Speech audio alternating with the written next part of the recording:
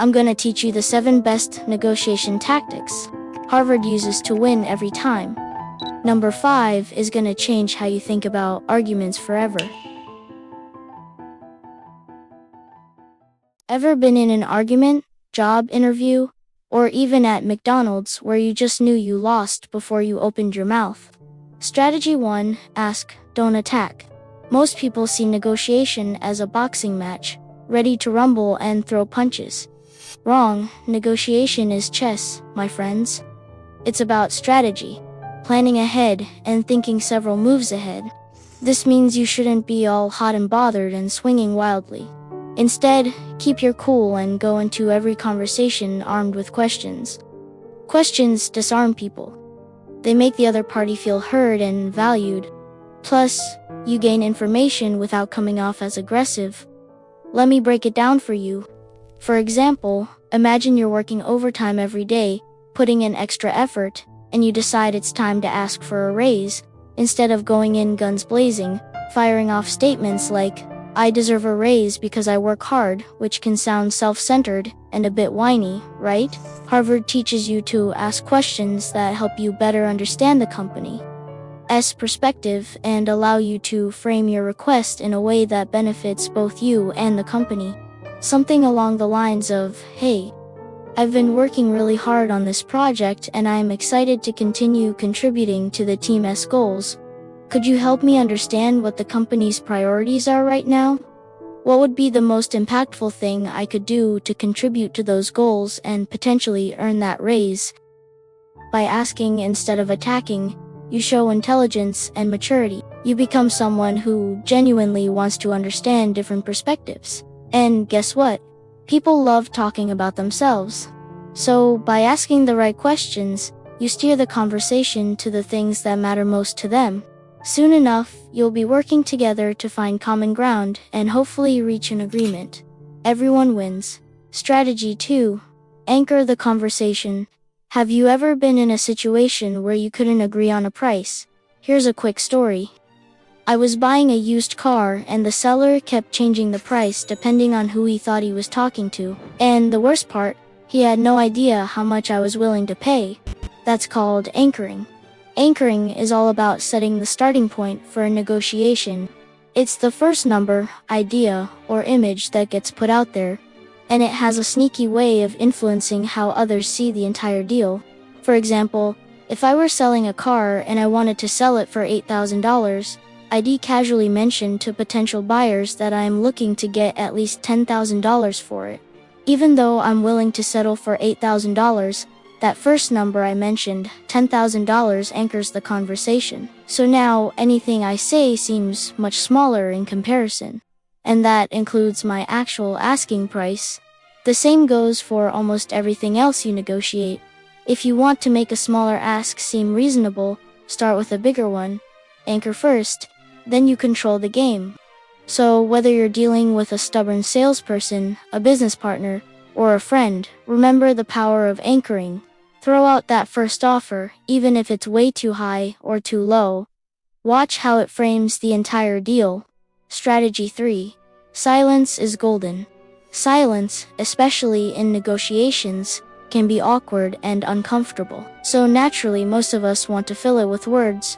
But here's a pro tip from Harvard Negotiators. Use that discomfort to your advantage. When you make your ask, shut up and let the other person respond. 9 times out of 10, they'll fill the silence by offering you more than you expected. It's human nature to crave connection. So when you sit with the silence, you're inviting the other person to step in and guide the conversation.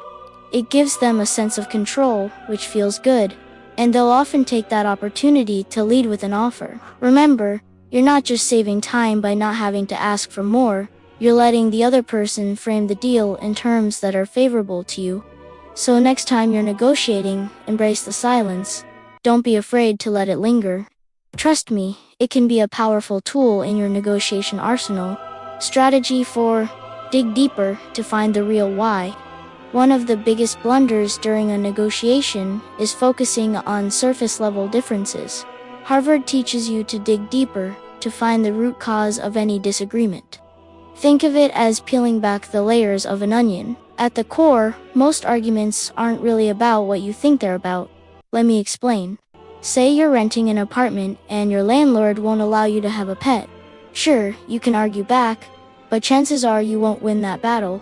Instead, dig deeper. Ask questions to uncover the real reason behind his stance. Is he worried about damage to his property? Does he have bad experiences with pets? Once you pinpoint the real concern, you can address it head-on with a solution. Offer to pay a pet deposit, promise to fix any issues caused by your furry friend, or suggest getting liability insurance. By showing that you understand his perspective and offer solutions, you'll be able to find common ground. And hey, who knows? You might even come to an agreement that works for both of you. Strategy 5. Give options, not ultimatums. Giving ultimatums is a negotiation kryptonite. It kills deals faster than you can say take it or leave it. And, let's face it, nobody likes feeling threatened.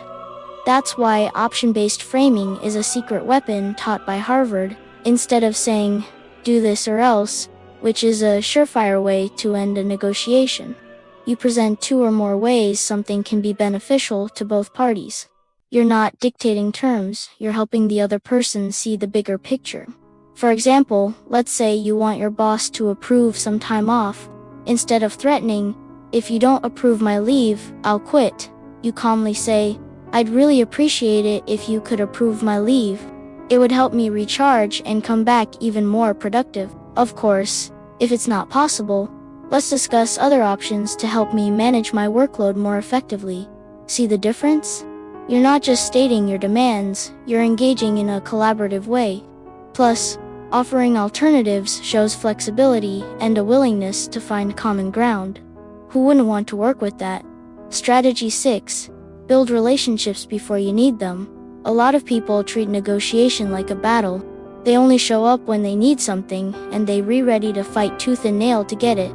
But here's a mindset shift. Harvard teaches you to build relationships long before you need to negotiate. Think of it like planting a seed. You invest time and effort up front, so that when you need to reap the benefits, the ground is already prepared.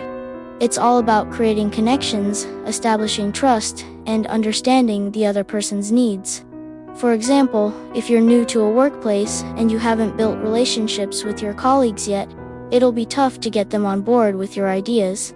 You need to water that tree of friendship and watch it grow. The more you nurture those relationships, the more likely they are to support you when it counts.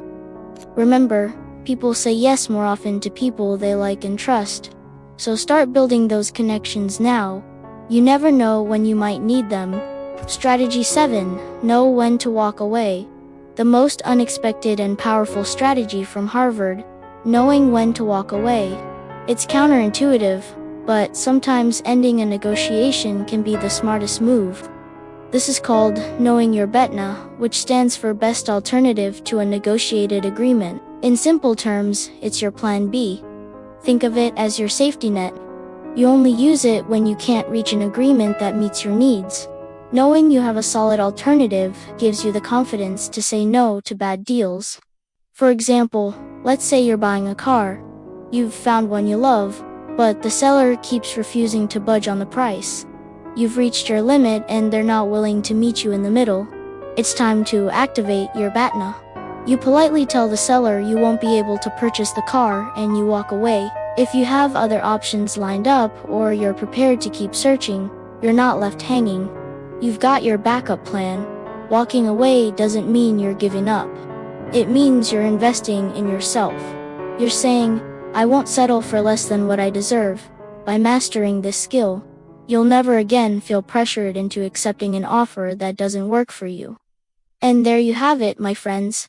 The 7 strategies from Harvard that turn every conversation into a win for you. If you enjoyed today's lesson, please give us a like. If you're not subscribed, what are you waiting for? Hit that subscribe button and join our amazing community. Until next time, remember, you don't need luck to succeed, you just need the right strategies. And I'll see you in the next video.